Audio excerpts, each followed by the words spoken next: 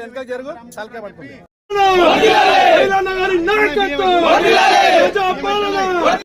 పైసలు ఎక్కువ ఖర్చు పెట్టైనా సరే మీకు సన్న బియ్యం వేయాలి. కుక్కలు తినే బువ్వ మన పేదోళ్ళు కూడా తినాలని చెప్పి సన్న బియ్యం మన ప్రభుత్వం మన ముఖ్యమంత్రి రేవంత్ రెడ్డి గారు ఇస్తున్నారు. జగన్మోహన్ రెడ్డి గారు కలిసి సన్న బియ్యం ఇస్తున్నారు. ప్రతి నెల సన్న బియ్యం వస్తాయి మీకు. అమ్ముకోవద్దు, మీ మంచిగా తినాలి.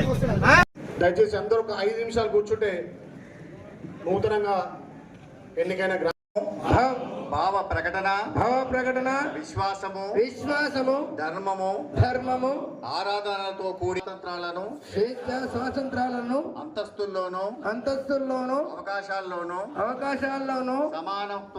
సమానత్వమును చేకూర్చుటకు అందరిలో వ్యక్తి గౌరవాన్ని పెంపొందించుటకు సత్యనిష్ట పూర్వకంగా తీర్మానించుకొని రాజ్యాంగ పరిషత్ 1949వ సంవత్సరం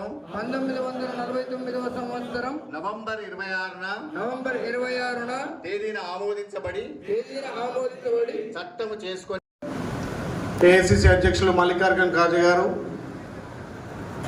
తల్లి సోనియమ్మ గారు, మన భావి ప్రధాని రాహుల్ గాంధీ గారు, ప్రియతమ నాయకుడు రాష్ట్ర ముఖ్యమంత్రి రేవంత్ రెడ్డి గారి ఆదేశాల మేరకు పిసిసి అధ్యక్షులు అన్న మహేష్ గౌడ్ గారి ఆదేశాల మేరకు జిల్లా అధ్యక్షులు అండం సంజీవ్ రెడ్డి గారు, భువనగిరి ఆలయకు కోఆర్డినేటర్గా వచ్చినటువంటి పెద్దలు సంజయ్ రెడ్డి గారు, వీళ్ళందరి ఆధ్వర్యంలో ఒక చక్కటి కార్యక్రమం జై బాబు, జై భీమ్, జై సంవిధాన్ ఈ కార్యక్రమాన్ని గ్రామాన భారతదేశంలో ఉన్నటువంటి ప్రతి పౌరునికి ఆనాటి పోరాట పడిమ, హింస వద్దు అహింస ద్వారా స్వతంత్రం తెచ్చినటువంటి బాపు గారి చరిత్ర ఇవాళ ఇంత స్వేచ్ఛగా ప్రజాస్వామ్యంలో మనందరం ఆ రాజ్యాంగ హక్కులను కాపాడుకొని పెద్దలు డాక్టర్ బిఆర్ అంబేద్కర్ రాసినటువంటి రాజ్యాంగం ద్వారా హక్కులను పొందుతూ ఆ రాజ్యాంగాన్ని పరిరక్షించుకునే బాధ్యతగా ముందుకు పోవాలి అని చెప్పి బాపు గారిని, డాక్టర్ బిఆర్ అంబేద్కర్ గారిని మన దేశ రాజ్యాంగం సంవిధానాన్ని కాపాడుకోవడం కోసం చేపట్టినటువంటి కార్యక్రమం. ఇలాంటి కార్యక్రమాన్ని రాష్ట్ర స్థాయిలో, జిల్లా స్థాయిలో, ఇప్పుడు మండల స్థాయిలో, రేపు మీరందరూ గ్రామ స్థాయిలో ప్రతి గ్రామంలో ప్రతి పౌరునికి ఈ విషయాలు చెప్పి 75 ఏళ్ల స్వతంత్ర భారతదేశంలో డాక్టర్ బిఆర్ అంబేద్కర్ రాసినటువంటి రాజ్యాంగాన్ని పరిరక్షించుకుంటూ దాని హక్కులను ప్రతి ఒక్క పౌరుడు అనుభవించే ద్వారానే ఇవాళ మనకి ఇన్ని హక్కులు సంక్రమించాయని తెలియజేసి ముందుకు తీసుకుపోవాల్సిన బాధ్యతగా ఈ సమావేశాలు, ఈనాటి మండల సమావేశానికి అధ్యక్షత వహిస్తున్నటువంటి మండల పార్టీ అధ్యక్షుడు గంగపురం మల్లేశన్న గారికి, పెద్దలు జిల్లా అధ్యక్షులు అండం సంజయ్ రెడ్డి గారికి, కోఆర్డినేటరు సంజయ్ రెడ్డి గారికి, జిల్లా మహిళా అధ్యక్షురాలు పద్మక్క గారికి, రాష్ట్ర నాయకులు మండలానికి ఎన్నో సేవలు అందించినటువంటి ఎల్ఎంల సంజీవ్ రెడ్డి గారికి, మార్కెట్ చైర్మన్, వైస్ చైర్మన్ అన్న మదారణ గారికి, సుబ్రహ్మణ్యం అన్న గారికి, నీల వెంకటస్వామి గారికి, రంగయ్య గారికి, వర్కింగ్ ప్రెసిడెంట్ మా పంతులు గారికి, మాజీ vice MPP market committee director Mallesanna గారికి, పెద్దలు సీనియర్ నాయకులు జిల్లా ఉపాధ్యక్షులు మోహన్ రెడ్డి గారికి, మండల పార్టీ అధ్యక్షురాలు మా అక్క ఝాన్సీ గారికి, మా అక్క కవితక్క గారికి, మాధవి గారికి, అదేవిధంగా వేదిక మీదటువంటి మండల నాయకులకు, నిన్న మొన్ననే కొత్తగా ఏర్పడినటువంటి గ్రామ శాఖ అధ్యక్షులకు, వేదిక మీద ఉన్నటువంటి జిల్లా మండల నాయకులకు, ముఖ్యంగా మా మీడియా మిత్రులకు ప్రత్యేకంగా ధన్యవాదాలు తెలియజేస్తున్నాం. ఇంత స్వేచ్ఛగా ఈ 75 సంవత్సరాల స్వతంత్ర భారతదేశంలో ప్రతి పౌరునికి హక్కులు కలిగినాయి అంటే ప్రజాస్వామ్యంలో ప్రజల చేత ఎన్నుకోబడి మనందరికీ 18 సంవత్సరం నిన్న ప్రతి బీద ధనిక ముసలి ముతుక అందరు కూడా ఇవాళ ఓటు హక్కు కల్పించింది డాక్టర్ బిఆర్ అంబేద్కర్. విద్యారంగంలో కానీ ఉపాధి రంగంలో కానీ ఇంకే ఇతర రంగాలలో కూడా బడుగు బలహీన వర్గాలకు నిమ్న జాతిలకు అనర్హ వర్గాలకు అన్ని హక్కులు కల్పించింది డాక్టర్ బిఆర్ అంబేద్కర్. ఆ రాజ్యాంగం గతంలో ధనికులకే ఓటు హక్కు ఉండే, భూస్వాములకే ఓటు హక్కు ఉండే, కానీ మన భారతదేశంలో స్వతంత్రం వచ్చిన తర్వాత డాక్టర్ బిఆర్ అంబేద్కర్ గారి రాసినటువంటి రాజ్యాంగం దానిలో ఉన్నటువంటి ప్రతి ఫలం 18 ఏళ్ళు నిన్నటువంటి ప్రతి ఒక్కరికి ఓటు హక్కు ఎట్లా ఇచ్చిందో అదేవిధంగా రిజర్వేషన్ల ప్రక్రియ కానీ ఉద్యోగ ఉపాధి అవకాశంలో కూడా ఆ రాజ్యాంగం కల్పించిన హక్కులే. మరి ఇలా దీని గురించి ఎందుకు చర్చ జరుగుతుందంటే ఈ 10 సంవత్సరాల బీజేపీ కేంద్రంలో అధికారం వచ్చిన తర్వాత మన రాజ్యాంగాన్ని మార్చాలని చెప్పి బడుగు బలైన వర్గాలకు అందుతున్న ఫలాలను అందరివ్వకుండా బడా నేతలకు బడా వ్యాపారవేత్తలకు ధనికులకు కొమ్ముగాసి ఈ దేశ సంపద రాష్ట్ర సంపదలను అనిల్ అంబానీ అదానీ అమెజాన్లకు దోచిపెడుతున్నాడు. ఇంకా ఉన్నత వర్గాలను ఉన్నత స్థాయికి తీసుకుపోతున్నాడు, అట్టడుగు వర్గాలను తొక్కేస్తున్నాడు. మరి ఆ రాజ్యాంగం నుండి హక్కులను కాల రాస్తున్నాడు. రాజ్యాంగానికి పెను ప్రమాదం ఉందని చెప్పి మన ప్రియతమ నాయకుడు రాహుల్ గాంధీ గారు గమనించి ఇలా పార్లమెంట్ సాక్షిగా ఈ రాజ్యాంగాన్ని మనం కాన్స్టిట్యూషన్ కాపాడుకున్నప్పుడే భారతదేశం ఇంకా కూడా మనుగడలకు వస్తుంది, అభివృద్ధి వైపు ముందుకు పోతుంది, అణగారిన వర్గాలకు ఇంకా న్యాయం జరుగుతుందనే ఉద్దేశంతో ఈ కాన్స్టిట్యూషన్ను రక్షించుకోవాలి. ఆనాటి బాబు చరిత్ర, ఆనాడు రాజ్యాంగం రాసినటువంటి డాక్టర్ బిఆర్ అంబేద్కర్ గారిని మళ్ళొక్కసారి గ్రామ గ్రామాన వాళ్ళ కీర్తిని వాళ్ళ చరిత్రను గ్రామంలో ఉన్నటువంటి ప్రతి పౌరునికి తెలవాలనే ఉద్దేశంతో ఈ జై బాపు జై భీమ్ జై సంవిధాన్ కార్యక్రమాన్ని చేపట్టినాం. దీన్ని గ్రామాలలో విస్తృతంగా తీసుకుపోవాలి. ఇలా రాష్ట్రం కేంద్రంలో బీజేపీ ఒక మతాన్ని నమ్ముకొని ఒక దేవుని పేరు మీద ఓట్లాడుతున్నారు. మరి కాంగ్రెస్ పార్టీ బడుగు బలైన వర్గాలు పేదల నిమ్న జాతులను ఏకం చేసి భారతదేశంలో అట్టడుకున్నటువంటి ప్రతి ఒక్కరికి రాజ్యాంగం ద్వారా కానీ ప్రభుత్వాల ద్వారా అందే సంక్షేమ పథకాలు చివరి బెనిఫిట్ వరకు అందాలనే ఆకాంక్షతో మనముంటే ఈ 10 ఏళ్ల కాలంలో రాజ్యాంగాన్ని కుట్ర చేసే పని చేస్తున్నారు. ఇలా దేవుని పేరు చెప్పి మోసం చేస్తున్నారు. మీరు చూసి మొన్న జరిగినటువంటి ఎలక్షన్లలో ఎక్కడో కంట్రోల్ షాప్ పోయి దొడ్డు బియ్యం తీసుకొచ్చి ఇంత పసుపు కుంకుమ కలిపి గ్రామ గ్రామానికి ఇవి అయోధ్య నుంచి వచ్చినాయి అక్షంతలు అని చెప్పి ఆ రకంగా దేవుని పేరు మీద అక్షంతల పేరు మీద ఓటు బ్యాంకు సంపాదించుకోవాలని చూశారు. మరి దేవుడు అంటే అందరికి ప్రేమే. ఇవాళ కొంతమంది మనం అల్లా అంటాం, కొంతమంది ప్రభు అంటాం, కొంతమంది దేవిని పూజిస్తాం.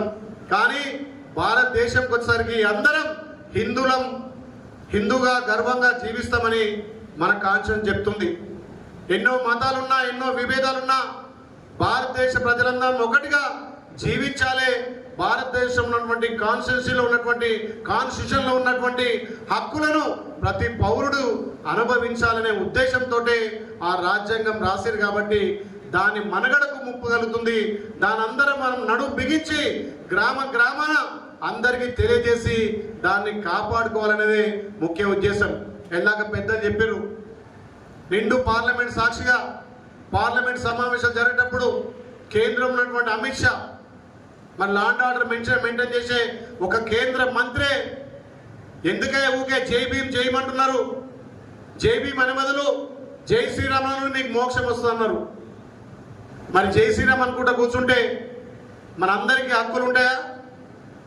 భక్తి ఉండాలి వద్దట్లేం, రామానాలే అల్లానాలే ప్రభు అనాలే. కానీ మనకొచ్చే హక్కులను మన రాజ్యాంగంలో ఉన్నటువంటి హక్కులను కలగజేసుకోవాలంటే తప్పకుండా జై భీమ్ గారు రాసినటువంటి రాజ్యాంగాన్ని కాపాడుకోవాలనే ఉద్దేశంతో పార్లమెంట్లో కూడా మన భావి ప్రధాని రాహుల్ గాంధీ గారు గొంతెత్తి మాట్లాడి అమిత్ షా గారిని తప్పని ఒప్పుకునేంత వరకు కూడా మాకున్నటువంటి ఎంపీలు, మన ప్రతిపక్ష నేత రాహుల్ గాంధీ కొట్లాడాడు కాబట్టి దాని మీద కొంత వెనుక తగ్గగలిగారు. అలాంటప్పుడు మనం గ్రామాలలో తప్పకుండా మన బాపు గారి గురించి కానీ మన డాక్టర్ బిఆర్ అంబేద్కర్ రాసినటువంటి రాజ్యాంగం గురించిగా ప్రజలకు తెలియజేసి ఆ రాజ్యాంగాన్ని పరిరక్షించుకోవాల్సిన బాధ్యత మన మీద ఉంది. కాబట్టి ఈ మండల సభ మీటింగ్లో మీరు ఏదైతే ఇక్కడ చెప్పినటువంటి విషయాలను గ్రామాన ర్యాలీల ద్వారా బాపు గారి ఫోటో, బాపు గారి చిత్రపటం, బిఆర్ అంబేద్కర్ గారి చిత్రపటం, మన కాన్స్టిట్యూషన్ ఉన్నటువంటి రాజ్యాంగాన్ని ఉన్నటువంటి బుక్ను తీసుకెళ్లి ప్రచారం చేయాల్సిందిగా మనకు పెద్దలు ఇచ్చినటువంటి ఈ సమాచారాన్ని మీ గ్రామాలలో అక్కడ ఉన్నటువంటి గ్రామ శాఖ అటువంటి మండల జిల్లా స్థానిక నాయకులంతా కూడా ఒక ర్యాలీ లెక్క చేసి ఏ గ్రామంలో గ్రామ పంచాయతీ దగ్గర కానీ లేకపోతే అక్కడ అంబేద్కర్ విగ్రహం ఉన్నా, గాంధీ విగ్రహం ఉన్నా, ఇంకెవరన్నా పూలే గారి విగ్రహం ఉన్నా అక్కడ ఒక దండ సమర్పించి మీరు గ్రామాలలో ఇవన్నీ చెప్తే తప్పకుండా ప్రజలు చైతన్యవంతం అవుతారు. ఏదో మతాలకు అతీతంగా కులాలకు అతీతంగా ఉన్నటువంటి రాజ్యాంగ విలువలను మనం కాపాడుకున్న వాళ్ళం కాబట్టి ఇది ఈ మీటింగ్ ఉద్దేశం. దయచేసి మీరంతా కూడా ఏదో వచ్చినాం ఇన్నం పోయినాం కాదు, ఒక్కరోజు మీ గ్రామంలో ర్యాలీ చేయండి. ఒక్కరోజు మన బాబు గారి గురించి, అంబేద్కర్ గురించి, మన రాజ్యాంగం గురించి గ్రామాలలో ప్రస్తావన చేయాలి. అప్పుడే మనకి సంక్రమించే హక్కులన్నీ, చట్టబద్ధత ఉన్న హక్కులన్నీ మనం పొందగలుగుతాం. మన భావి తరాలకు మనం ఒక మెసేజ్ ఇచ్చినట్టుగా ఉంటుంది. కాబట్టి కేంద్రంలో వాళ్ళు అట్లా చేస్తే, రాష్ట్రంలో గత 10 ఏళ్ళుగా తల్లి సోనియమ్మ ఇచ్చినటువంటి తెలంగాణ మిగులు బడ్జెట్ తోటి ఇస్తే మరి బీఆర్ఎస్ నాయకులు 10 సంవత్సరాలు తెలంగాణ సంపద పందికొక్కులా మెక్కి ఇలా మీ అందరి కష్టబలంతో, మీ అందరి శ్రమతోటి, మీరందరి కష్టపడి ప్రజాపాలన తీసుకొచ్చి మన గౌరవ ముఖ్యమంత్రి రేవంత్ రెడ్డి గారి నాయకత్వాన తల్లి సోనియమ్మ ఇచ్చినటువంటి అభయస్థం 6 గ్యారంటీలు ఒక్కొక్కటిగా అమలు చేసుకుంటూ మన ముఖ్యమంత్రి ఒకవైపు సంక్షేమం, ఒకవైపు అభివృద్ధి 2 కళ్ళ లెక్క ముందుకు తీసుకుపోతుంటే వాళ్ళ సోషల్ మీడియా, వాళ్ళ పింక్ మీడియా ద్వారా మన ప్రభుత్వం మీద దుష్ప్రచారం చేస్తున్నారు. మరి దీన్ని కూడా గ్రామాలలో తిప్పికొట్టాల్సిన బాధ్యత మనందరి పైన ఉంది. మీరు మీ గ్రామాలలో కాంగ్రెస్ పార్టీ గత 50 ఏళ్ల చరిత్ర, ఇప్పుడున్నటువంటి 15 నెలల్లో మనం చేసినటువంటి కార్యక్రమాలు మీరు ప్రజలకు చెప్పాలి. 10 ఏళ్ళు తెలంగాణ సంపద దోచుకొని మిగులు బడ్జెట్లో తెలంగాణను అప్పుల తెలంగాణ చేసినటువంటి బీఆర్ఎస్ నాయకులు ఇవాళ ముసలి కన్నీరు కారుస్తున్నారు. కాంగ్రెస్ పార్టీ అంటేనే అభివృద్ధి, అభివృద్ధి అంటేనే కాంగ్రెస్ పార్టీ. గతంలో ఇందిరాగాంధీ కాలంలో కూడా బ్యాంకులను జాతీయం చేసింది, ఆభరణాలు రద్దు చేసింది, పేదోళ్లకు ఎట్ల పనులు ఇచ్చింది, పేదోళ్లకు భూములు వంచింది, బ్యాంకులను జాతీయం చేసింది, ఉన్నత వర్గాలను అనగబెట్టి పేద బడుగు బగ్గని వర్గాలకు కూడు గూడ నీడని చెప్పి ప్రతి గ్రామంలో ఇందిరా మిల్లు ఇచ్చిన చరిత్ర కాంగ్రెస్ పార్టీది. ఇవాళ మీరు చెప్తున్నారు 10 ఏళ్లలో డబుల్ బెడ్రూమ్ కట్టిస్తానే, ఏ ఊళ్ళో డబుల్ బెడ్రూమ్ కట్టియాక ఇవాళ మనం ఇందిరా మిల్లు ఇస్తుంటే సన్నాయి నొక్కులు ఎత్తున్నారు. మరి గత 10 ఏళ్లలో ఏ గ్రామంలో కూడా ఒక కొత్త రేషన్ కార్డు ఇవ్వలే. ఇవాళ మనం ప్రతి అర్హులందరూ కూడా రేషన్ కార్డు ఇస్తుంటే వాళ్ళ కళ్ళల్లో మంటలు కొడుతున్నాయి. గతంలో కాంగ్రెస్ పార్టీ దివంగత నేత రాజశేఖర రెడ్డి గారు ప్రతి రైతన్నకు ₹1,00,000 రుణమాఫీ చేసే చరిత్ర కాంగ్రెస్ పార్టీది. గతంలో ఉచిత కరెంట్ ఇచ్చింది దివంగత ముఖ్యమంత్రి రాజశేఖర రెడ్డి గారు. అదే కరెంటును ఇలా మనం కూడా ఇంప్లిమెంట్ చేసి 24 గంటల కరెంట్ ఇస్తుంది కాంగ్రెస్ పార్టీ. మరి 10 ఏళ్లలో ఏ ఒక్కరికి రేషన్ కార్డు ఇవ్వలే, ఏ ఒక్కరికి ఇందిరా మిల్లు ఇవ్వలే, ఏ రైతుకు రుణమాఫీ చేయలే. 1,00,000 చేస్తా అని చెప్పి 4 సంవత్సరాలు 4 పావులాలు చేసి సగం మిట్టికి సగం అప్పుకే పోయింది. ఇలా మనం 100% రుణమాఫీ చేస్తే ఎక్కడో కొంత బ్యాంకుల కొంత నిర్లక్ష్యం వల్ల, ఎవరికైనా టెక్నికల్ ప్రాబ్లం ఉన్న వల్ల కొంతమంది కాకపోతే దాన్ని వాళ్ళ సోషల్ మీడియా ద్వారా మనం రుణమాఫీ చేయనట్టుగా, మనం రైతులను ఆదుకోనట్టుగా గత 10 ఏళ్లలో వాళ్ళు చేయని పని మనం చేస్తుంటే మన మీద దుష్ప్రచారం చేస్తున్నారు. మీరు కూడా మీ గ్రామాలలో కాంగ్రెస్ పార్టీ చేసినటువంటి ఈ కార్యక్రమాలను ముందుకు తీసుకుపోవాల్సిన అవసరం ఉంది. ఇలా కాంగ్రెస్ పార్టీ వచ్చి 15 నెలల్లో రాష్ట్రంలో 54,000 కోట్లు రైతుల కోసం ఇచ్చినాం. రుణమాఫీ కోసం కావచ్చు, రైతు బంధు కోసం కావచ్చు, రైతు బీమా కోసం కావచ్చు, సన్న వడ్ల సబ్సిడీ కోసం సన్న వడ్ల బోనస్ కోసం కావచ్చు మన ప్రభుత్వం ఇస్తుంది. గతంలో మీరు అందరు తెలుసు, కేసీఆర్ వరేస్తే ఉరన్నాడు, ఆయన ఫామ్ హౌస్ ఏమో సన్నోట్లు వేసుకున్నాడు, మననేమో సన్నోట్లు వేస్తే వరేస్తే ఉరన్నాడు. మరి ఇవాళ మన ప్రభుత్వం ఏమంటుంది, ప్రతి రైతన్నకు ప్రోత్సాహం ఇచ్చి మీరు సన్నోట్లు పండియండి, మీకు క్వింటాలకు 500 బోనస్ ఇస్తామని చెప్పి ఇలా వడ్లను ప్రోత్సహిస్తున్నాం. అప్పుడే వాళ్ళు ఎప్పుడో మే జూన్లో ఐకేపీ సెంటర్లు పిఎస్ సెంటర్ కొట్టుకుంటే మనం వారం రోజుల నుంచే కళ్ళల కొట్లు రాకముందుకే ఐకేపీ సెంటర్లు కానీ ఇలా పిఎస్ సెంటర్లు ఓపెన్ చేసి రైతన్న పండించిన ప్రతి గింజ మనం కొనుగోలు చేస్తున్నాం. వాళ్ళు నెల వరకు రైతులకు డబ్బులు ఇవ్వకపోతే మనం 3 రోజుల్లోనే రైతుల అకౌంట్లో డబ్బులు వేస్తున్నాం. మీరు ఆలోచన చేయండి. ఇవాళ మీరు ఆలోచన చేస్తున్నారు, ఎలక్షన్లప్పుడు మనం మేనిఫెస్టో పెట్టలే, పేదోడు కూడా ఉన్నత వర్గాలు ధనికులు తిన్న బియ్యం తినాలి.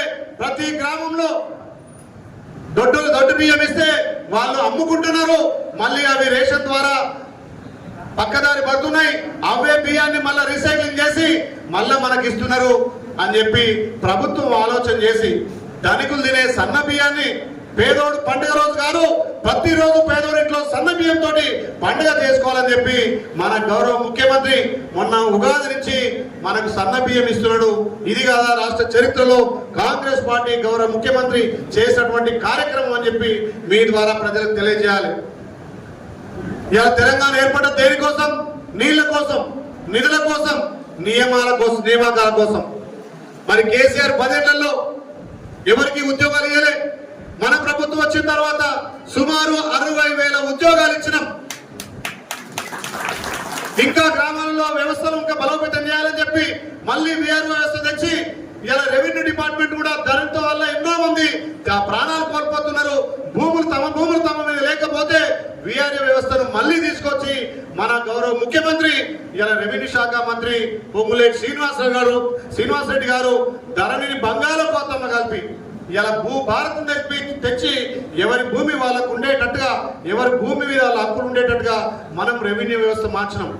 ఇన్ని మంచి పథకాలు చేస్తుంటే ఓర్వలేక 10 ఏళ్ళు తెలంగాణ రాష్ట్రాన్ని పందికొక్కులక మేసి మనం చేసే ప్రతి పనిలో కాళ్ళల్లో కట్టెబెట్టేట్టు చేస్తున్నారు. మరి దీన్ని తిప్పి కొట్టాలంటే ఇవన్నీ కార్యక్రమాలు చేయాలి. మనం ఇలా సన్నోట్లకు 500 బోనస్ ఇస్తున్నాం, 500కే గ్యాస్ ఇస్తున్నాం, ప్రతి నియోజకంలో 3,500 ఇంధనం మిల్లు ఇస్తున్నాం, ప్రతి అరువులందరికీ తెల్ల రేషన్ కార్డు ఇచ్చినాం. ఇవన్నీ మీరు చెప్పకపోతే ఇలా 10 సార్లు వాడు ఒప్పును తప్పంటే మరి తప్పుగా మిగులుతుంది. కాబట్టి మనందరం మనం కాపాడుకోవాలి. మన పార్టీ గతంలోనైనా పేదల సంక్షేమం కోసం ముందుకు పోయింది, ఇప్పుడు కూడా పేదల కోసమే మన కాంగ్రెస్ పార్టీ మంచి పథకాలు తెచ్చి ముంగట పోతుంటే ఓర్వలేకపోతున్నారు. ఇప్పుడే పెద్దలు చెప్పారు, మరి గతంలో మేము కాళేశ్వరం కట్టాం, మేము ఇది తెచ్చినాం, మేము నీళ్ళు తెచ్చినాం అన్నారు. ఎన్నడన్నా నేను ఈ మోటకొండలు అడుగుతున్నా, మోటకొండూరు మండలం చెరువు గోదావరి నీళ్లతో నింపిరా ఒక్కనాడన్నా? మీరు ఆలోచన చేయండి. మేమే కట్టిన ప్రాజెక్టులు అంటున్నారు, మరి మీరే కట్టిన ప్రాజెక్ట్ అయితే ఇవాళ మరి మోటకొండూరు మండలంలోని మోటకొండూరు గ్రామంలో ఉన్నాం మనం. మోటకొండూరు ఎందుకు చెరువు నింపలేకపోయారు? దీనికి సమాధానం చెప్పరు. అందుకే చెప్తున్నా, నీళ్లు నిధులు నియామకాలు రావాలంటే కాంగ్రెస్ పార్టీతో సాధ్యమని చెప్పి ప్రజలు నమ్మి మనం ప్రజాపాలన తెచ్చారు. కాబట్టి ఈ ప్రజాపాలన ద్వారా నీళ్లు సాధ్యం చేసుకుందాం, నిధులు సాధ్యం చేసుకుందాం, నియామకాలు సాధ్యం చేసుకుందాం. ఇది తెలంగాణ, ఇది ప్రజాపాలన. అందుకే మేము మీ గ్రామాలలో ఏ అభివృద్ధి కార్యక్రమాలున్నా మీరు ఏ నమ్మకంతో అయితే మీ బిడ్డగా మంచి మెజార్టీ గెలిపించరు. ముఖ్యంగా ఈ మండలం కూడా మోటకొండూరు మండలం కాంగ్రెస్ పార్టీ కంచుకోట. ఈ మండలం కూడా మొన్న జరిగినటువంటి ఎంపీ ఎలక్షన్లో, ఎమ్మెల్యే ఎలక్షన్లో భారీ మెజార్టీ ఇచ్చారు. కాబట్టి తప్పకుండా ఈ మండలానికి ఎక్కువ నిధులు తెచ్చి ఈ మండలాన్ని అభివృద్ధి చేసే బాధ్యత మీ బిడ్డగా తీసుకుంటారు.